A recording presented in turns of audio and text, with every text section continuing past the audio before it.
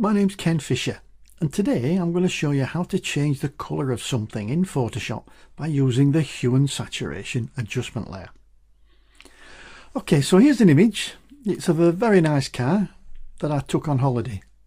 Not that I took this car on holiday, but I mean I took the picture of the car when I was on holiday. I think you get me drift. Obviously the owner of this car had limited parking skills, or knew someone quite up in the police force, I'm not sure which. But anyway, I digress. Let's make a start. First, let's add a Hue and Saturation adjustment layer. So we'll go down to the bottom of the layers panel, click, and we'll select Hue and Saturation. So here we can see the layer, and here is the properties panel. Now in this panel we've got three sliders: the hue, the saturation, and the lightness. Now the one we're going to deal with is the hue, because this controls the colour. So if I'll just move it out the way a little bit. If I move the hue slider, you'll see that all the colours change in the image. And you'll see down here these two colour bars at the bottom. Well, one is the colours as they are now, one is the colours that we're going to change to. So what this is telling us is that anything that was blue is now going to be like a goldy colour. And it is, because the car's gone gold. But also everything else gets changed as well. So everything that's red becomes like a green, and everything that's green becomes red. So everything gets changed round. Well, we only want the car to change colour, so we need a little bit cleverer way of doing it. So I'll just set that back to 0. Now if you look up here, we've got this master, and what this means is that every time we move a slider at the moment, we're doing it to the whole image, which we've seen. But I'd like to target a specific colour range. So what I'm going to do, if I drop down this little box here, we can see we've got some colours: reds, yellows, greens, cyans, blues and magentas. Well, I'm going to pick the blues, and this hopefully will help us select the car. Now down here now on the colour bars, you can see that we've got this little doohickey, and it's got two vertical bars and a couple of little dots. Now what it means is that everything in between these vertical bars, the colours will be fully selected. Anything outside on either side is getting slightly less and less selected as it gets further away. Now we can move this about as a whole, or we can move these bars and stretch them wider or bring it closer together, and we can drag this to change the drop-off area as well. Okay, so now we've got a definition of roughly what blue is. Let's change it.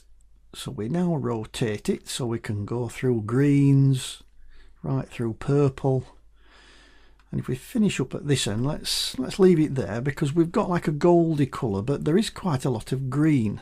Now what this means is that that isn't in the current selection, so obviously it isn't selected by this area.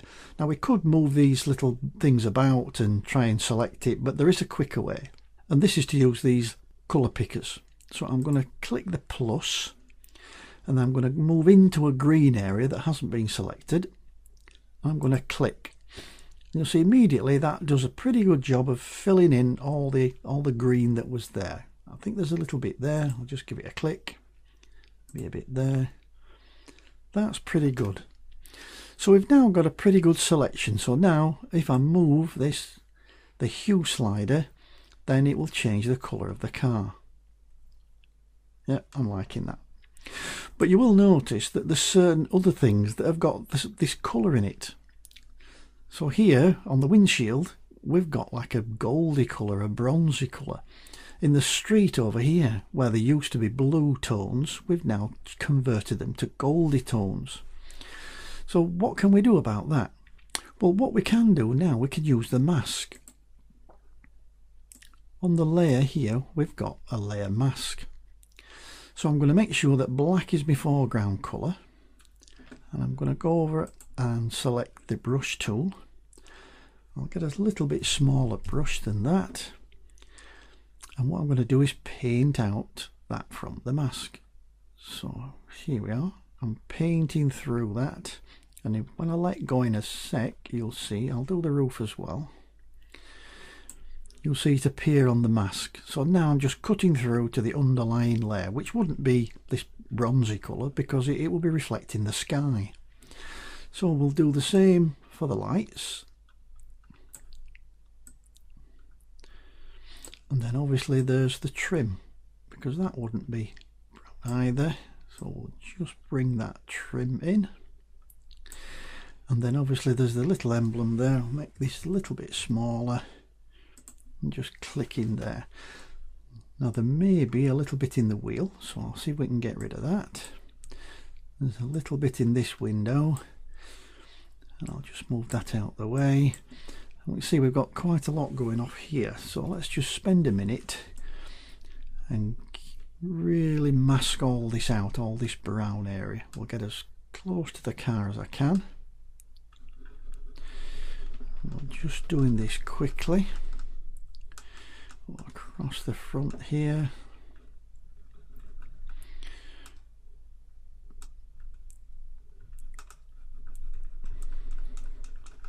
So let's just look at the mask and see what kind of job we're doing. That's not bad. We need that. I'll bring the mask up like that so we can see where we've missed. Missed down there, we've missed a bit there. Up in that corner. Right, that looks pretty good.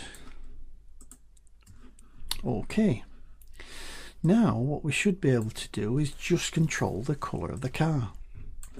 So I'll just move them out the way so we can go and bring back the properties panel.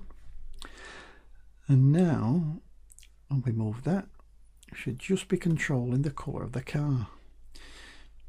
Right, okay, we've got a bit of a halo going on just there, so let's fix that. So let's go back to the layer mask, painting with black with our paintbrush, and just paint out that little bit we've got there.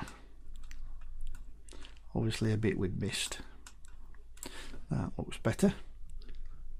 So we'll go back to the adjustment again, to the properties panel, and now we can see that we can change the colour of the car.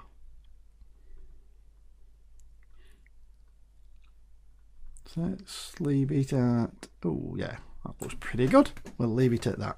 So now we know how to change the colour of anything in an image using Photoshop, using a hue and saturation adjustment layer and a layer mask.